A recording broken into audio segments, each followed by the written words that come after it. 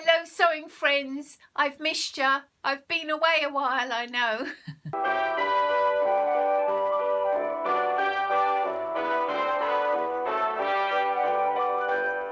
Well, this video might end up being a little bit of a mishmash. I hope I can make something coherent.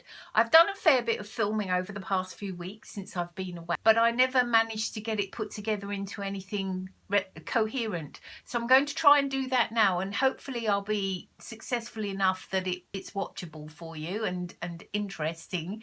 But please excuse if it is a little bit sort of, oh, where is she now? And oh, what is she doing? It's because I have actually filmed lots of little segments in different places.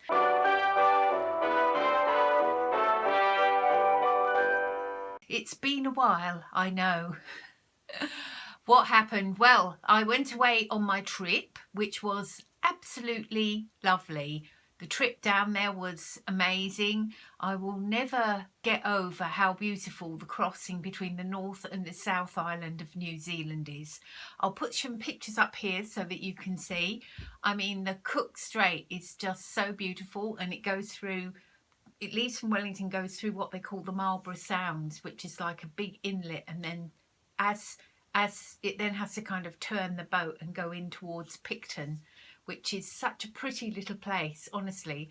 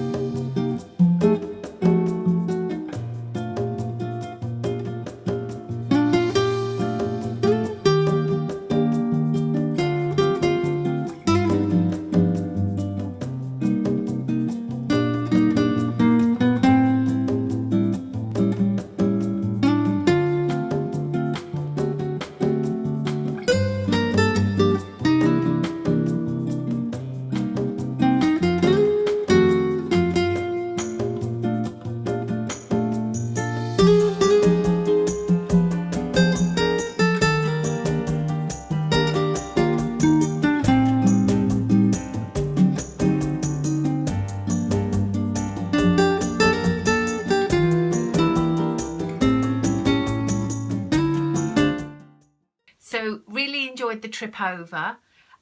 Just as well we were not going for a holiday as such though, but for a kind of a meeting, a hui as we call it, because it rained all weekend after that, like bucketed down.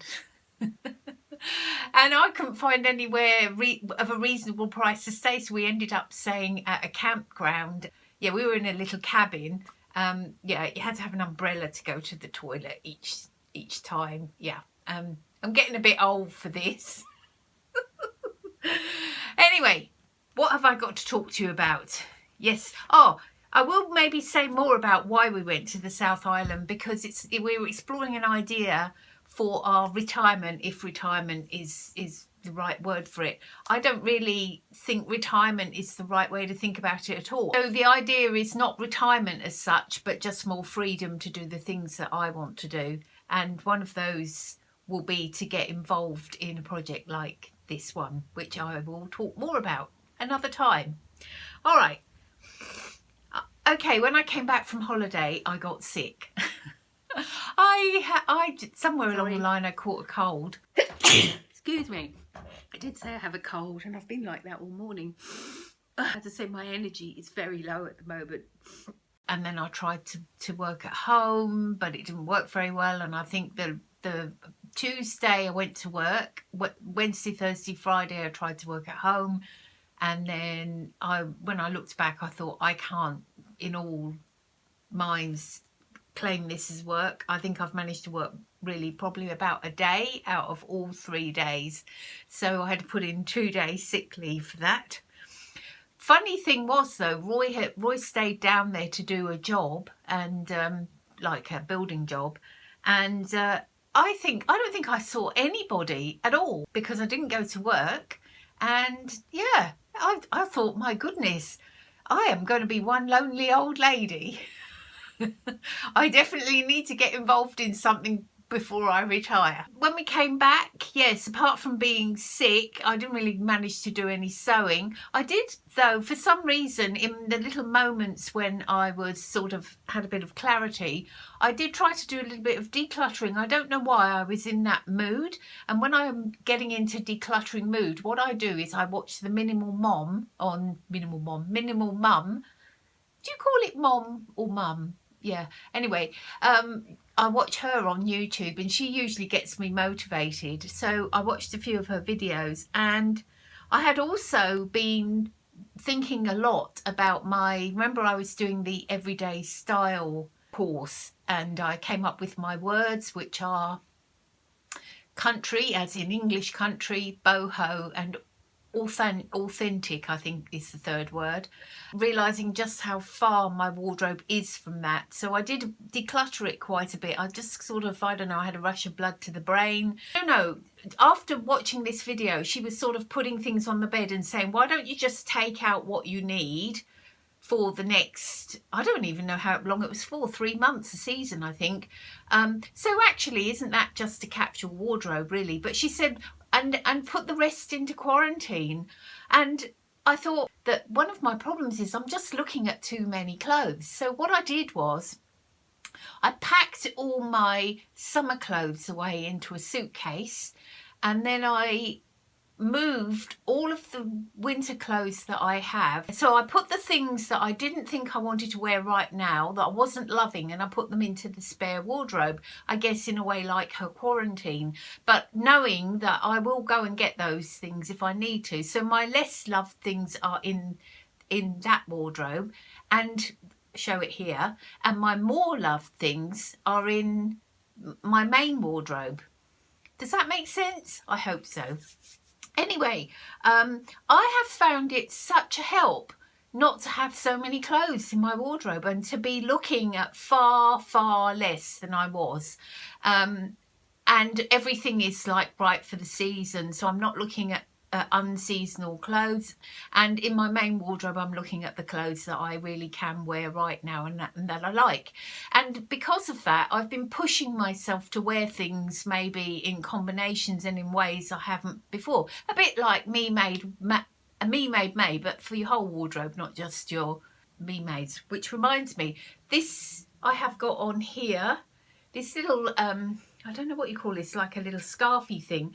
This I made myself, and I made it, let's just show you. It's just a layer of, I don't know what you call that, double crochet, because I'm kind of self-taught as a crocheter, and I never follow a pattern. I wouldn't know how to do that. But what I did was then, I crocheted loops either side of it. So I did one layer of the double crochet. Can you see that? And then loops. And I did smaller loops one side and bigger loops the other, and that makes it kind of turn round and round. Well, you see, I made this thing, but I've never been wearing it. So this is the kind of thing I'm doing at the moment. I'm actually saying, okay, let's wear these things I've made. On the top I've got on is Ellie and Mac Breezy. This was made in rayon spandex. I'll see if I can find a photo of it. It was originally a dress, but what I discovered, never having used rayon spandex before, is that it was actually too heavy as a dress, and it was really kind of making it sort of stretch a lot on the top because of the weight. So I cut it down into a tunic. Sewing wise, I have been working on my Metro blazer. That's been a bit of a mission too. I think I might have it finished by the time I get this video up, and if I do, I will try to film myself. It will be at the end of the video. I did buying wise, even though I haven't been sewing, I have been doing a little buying, you know, and Spotlight had a sale on, and I bought this. Look at that. Is that not beautiful? It's got a lovely sheen, hasn't it, and beautiful colours. So that is cotton sateen. They had basically send you a voucher if you're a VIP, which I am, and they give you 40% off for $100, so it's quite good. And then I bought this one as well because it was so, oh, I just love the you know me and textures, I just love textures. So this is a boucle. Haven't quite decided what to make with it yet. Maybe I was kind of thinking a little sort of zip front jacket with a hood, maybe. Not sure yet though. And to be honest, as I say, I'm so slow about sewing at the moment, so I'm not going to put any pressure on myself. But I did buy a few patterns. Now I'm on the mailing list of Winterwear Designs, and they come out with a pattern that I think is $3 and which is probably $5. Yeah, actually I've bought a lot of patterns that are that because they've been around that price. I think that must be my kind of level. I do smile when I see the American vloggers talking, you know, they buy these $1.99 patterns from Joann's, and I think how amazing and what a lot of patterns to have. But actually I have got a lot of patterns because I've bought them this way, because I've bought them, you know, in $5 and sales and things like that. So who am I to talk? So, but I bought two patterns. One is the Amuse boho dress. Well, it's obvious why I bought that, with my style guide posts being boho, English country, authentic. So that's definitely up my street. And I also bought this Traveller Tee pattern. I probably won't make it until next summer, but what I like about it is it's a mix between knit and woven. Very good, and looks possible that you could possibly use up some of your scraps and bits and pieces, which appeals to my frugal nature. And I must admit, I caved in and bought, for me, an extremely expensive pattern, the Cashmerette Roseclair dress, which is here too. And of course I am a bit of a Cashmerette devotee, and that's because, you know, I'm so busty. I have 6.5 inches between my top bust and my full bust, so there's quite a big difference. So for me, do you remember, I mean, a while ago I did make a wrap dress that was a complete disaster. It was a simplicity one. I'll see if I can find it and put it down below. And that was really because the cut was all wrong for me.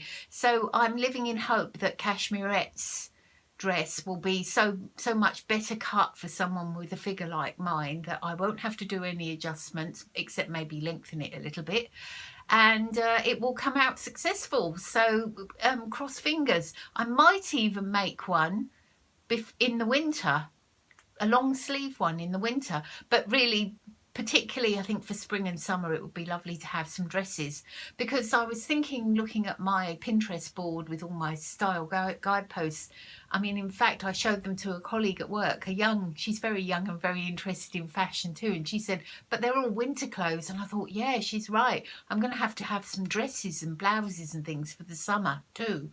That is me, I think. So yes, I'll try and stick the Metra blazer in now if I manage to finish it. Oh, and I have got some footage of various things which I'll try and slot in somewhere. And this was the blouse I made a little while ago. It's about 2 or 3 videos ago. I'll link it below. Along with a jacket that's a real favourite of mine that I never would have thought that I would have liked to wear, because it's quite boxy. That's a ready-to-wear jacket, and one day if you know a pattern that is like this, please let me know, because I love this jacket and I would love to copy it. Moving on, while I was just about packing to get going and found that I always like to have a bit of knitting while I'm sitting around, and thought, oh, what can I take? And my knitting, there was nothing suitable, but I did find these fingerless gloves and this hat. They were kind of sitting in the bottom of my knitting basket, not finished, not sewn up or anything. So I just took a darning needle and I finished them while I was away. So not so sure about the colour. The scarf, I knitted it at another time. I don't like the colour of it at all, so I will probably give it to charity. Just come home from work, and on the way home I called in to that establishment of high quality, I mean, of course, the Salvation Army, and I bought some patterns. In fact, I bought a few things. I bought tracing paper, Burda tracing paper, which is good because all I've got is just little bits of, oh, where is it? I've got tissue paper, which honestly you will laugh.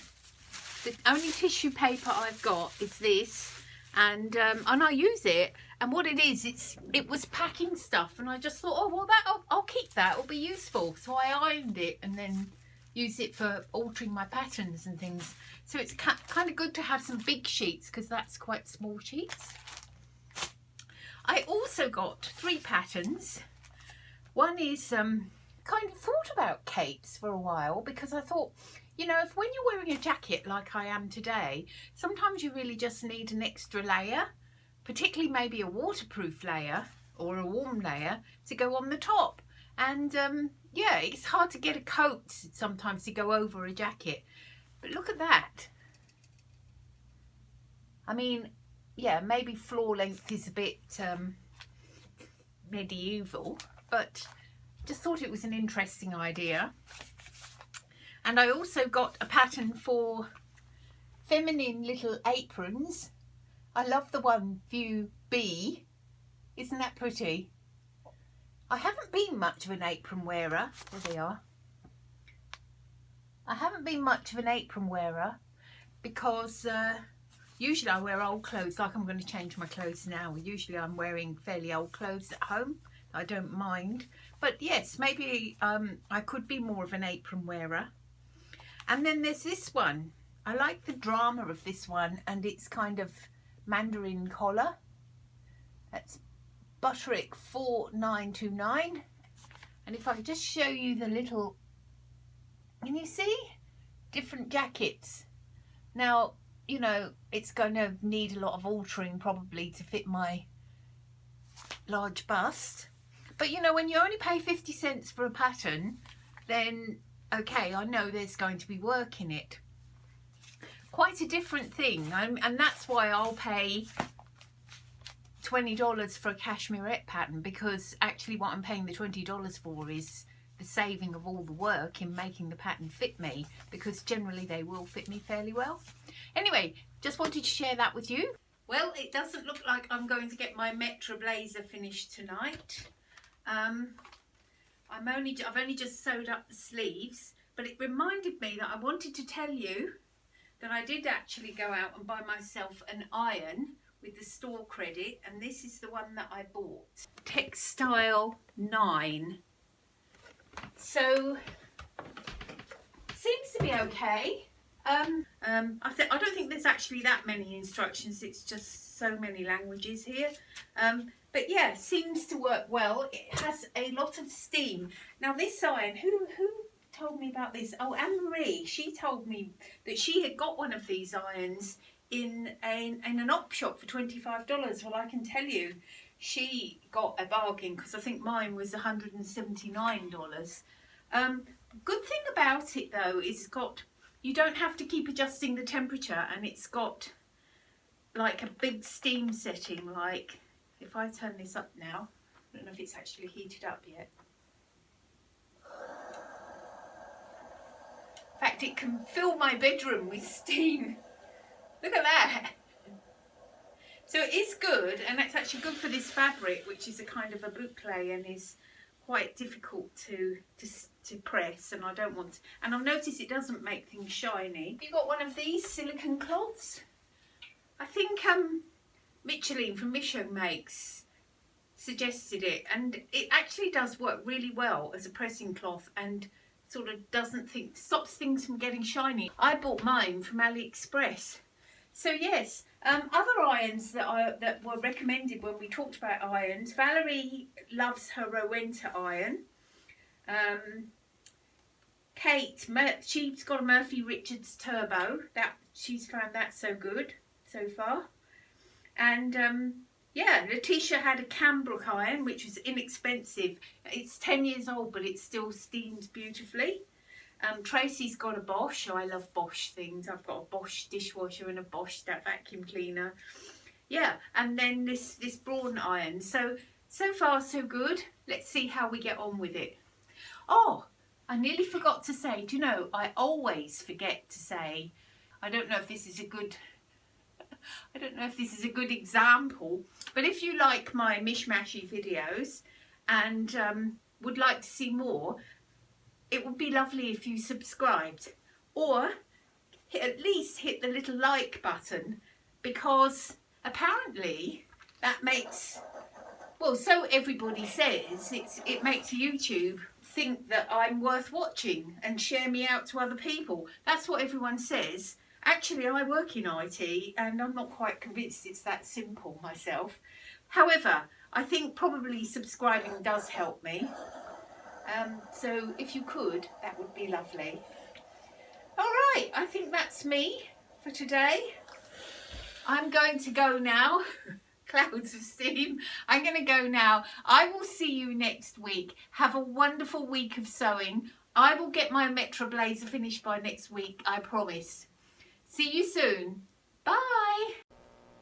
Bye.